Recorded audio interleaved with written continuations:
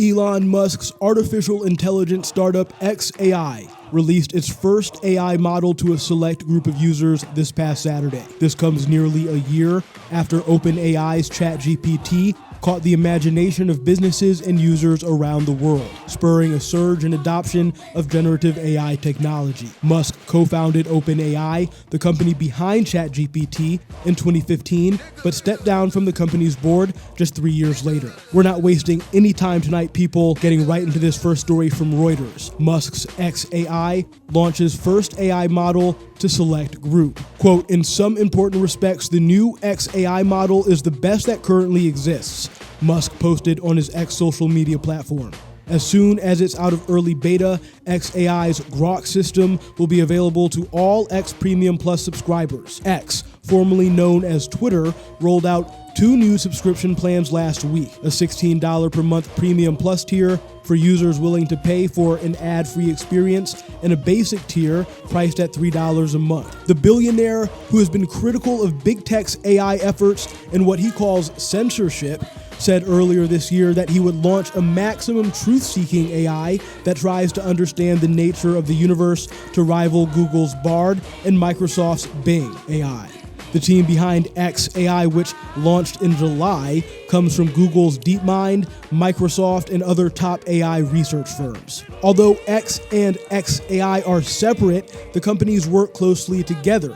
xAI also works with Tesla and other companies. Larry Ellison, co-founder of Oracle, and a self-described close friend of Musk, said in September that xAI had signed a contract to train its AI model on Oracle's cloud.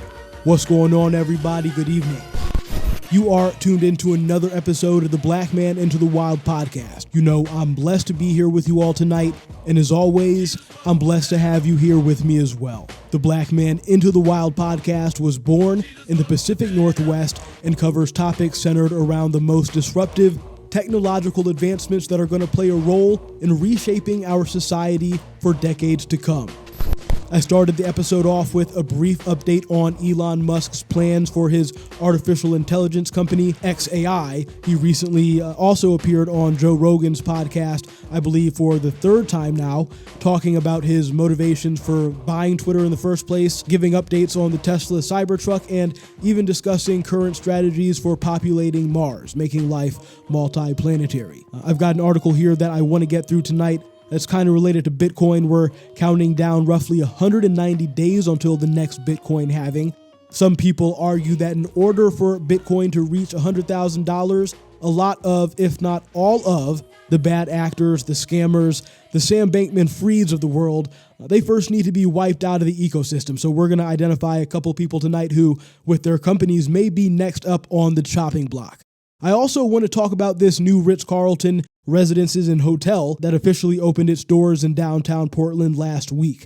The $600 million development also includes office and retail space and a ground-level food hall. It's the first 5-star hotel in Portland, and it's controversial, to say the least. But before we get into these stories tonight, as always, if you have not already, please go ahead and subscribe to the channel, like the video, and share with your friends if you like what you hear. As a reminder, you can listen and download each episode of the podcast on Spotify and Apple Podcasts. We're streaming right now on all major digital streaming platforms, including Amazon Audible and the iHeartRadio podcast network. I appreciate your support. One-time crypto poster child Sam Bankman-Fried was last Thursday found guilty of defrauding customers of his now bankrupt crypto exchange, FTX, in a high-profile criminal case that rocked the industry. This story comes from Reuters. But he's not the only one in regulators' sights. As token prices plummeted last year, the sector saw other stunning meltdowns that put several industry moguls into authorities' crosshairs. Investigations are not necessarily an indication of wrongdoing, and charges may not result in convictions, as all the executives we're going to talk about here tonight have denied wrongdoing in the first place. The U.S. Securities and Exchange Commission, the SEC, sued Binance and its CEO, Changpeng Zhao, in June for allegedly operating a, quote, web of deception. Binance and Zhao were also sued by the U.S. Commodity Futures Trading Commission in March for operating what the regulator alleged was an illegal exchange and a sham compliance program. The SEC alleged that Binance artificially inflated its trading volumes, diverted customer funds, failed to restrict U.S. customers from its platform, and misled investors about its market surveillance controls. The company has said that the SEC's lawsuit was unjustified by the facts, by the law, or by the commission's own precedent. Zhao, a billionaire who was born in China and moved to Canada at the age of 12, called the CFTC's complaint unexpected and disappointing, and said it contained an incomplete recitation of facts. Besides Sam Bankman-Fried and Changpeng Zhao, we have Kwon, a South Korean national. Kwon co-founded Terraform Labs and developed the Terra USD and Luna currencies. The market value of Terra USD and Luna was once estimated at more than $40 billion, and their downfall precipitated a wider collapse in token prices.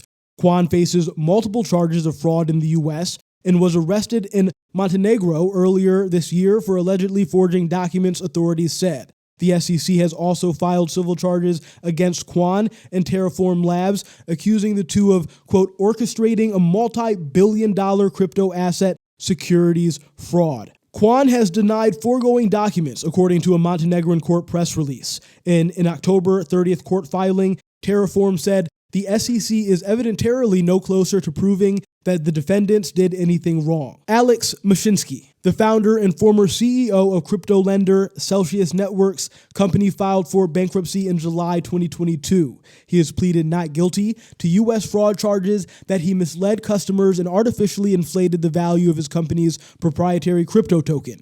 In January, New York State's Attorney General sued Mashinsky, also alleging fraud. A lawyer for Mashinsky at the time said he denied those allegations and looks forward to vigorously defending himself in court. Mashinsky also faces lawsuits from the SEC and CFTC and the U.S. Federal Trade Commission that allege he touted Celsius as safe, even as the company took increasingly risky steps to deliver promised returns of as much as 17%. Now, the article goes on to name a couple of more people here: Barry Silbert, Stephen Elric, Justin Sun. The list goes on. Next, the Ritz-Carlton Portland's private homes top out at $9 million. From the Oregonian, owners of private residences for sale above the new Ritz-Carlton Hotel in downtown Portland will reside in rarefied air. At 460 feet above street level, people at the top of the glamour-driven tower can relish unobstructed views of the Cascade Mountains and Willamette River through their glass walls and from personal terraces. With more privileges than even the NBA stars staying in the hotel suites below, owners of penthouses on levels 34 and 35 and condos on levels 21 through 31 will have exclusive access to owners-only luxury spaces, reservation preferences at the tower's Belpine restaurant on the 20th floor, and perks at the pool and spa spanning the 19th floor. Owner and their guests will arrive through a special entrance, steps from valet parking, and will be guided to a dedicated high-speed elevator that bypasses offices on floors 3 to 7 and hotel rooms, the city's first 5-star accommodations on levels 8 to 18. Round-the-clock concierge staff is on call to make sure an owner's every day feels like a vacation, said Terry Sprague of Lux Forbes Global Properties. His agency is selling the Ritz-Carlton Portland's 132 private residences, which range from a $1.1 million one-bedroom condo on the 21st floor, which is under contract, to the Tahoma penthouse at 550 Southwest 10th Ave, number 3503, with a finished asking price of $9 million. The hotel opened on October 31st, and homeowners are expected to move in later this year, said Sprague. Hotel and restaurant guests can mingle with owners at the lobby bar and in the ballroom on the second level, but entree to the owner's lounge and terrace on the 8th floor with personal wine vaults and a golf simulator is off limits to others. So, I guess with that said, if you're thinking about traveling to Portland, book your stay at the Ritz. In other Portland news, Nike says employees must return to the office 4 days each week. Nationwide, the Wall Street Journal this month reported return to office rates in September climbed to their highest point since the pandemic. But it also reported efforts to get more employees back to the office haven't been effective at moving the rate higher. Intel, Oregon's largest corporate employer, told employees in May It wanted more balance between remote work and time in the office, including more face time among employees. But CEO Pat Gelsinger left implementation of the new policy to individual departments. Adidas, which has its North American headquarters in Portland, requires employees work from the office 3 days a week. It doesn't specify the days. Employees also get 10 days of remote work per year. Nike's return to office plans have been debated by employees, with some saying the company needs workers in the office to collaborate on new products, and others warning the company risks losing employees if it takes away flexibility. Let me know in the comments. What do you prefer? Thanks for listening, everybody. This has been another episode of the Black Man Into the Wild podcast. Have a great night.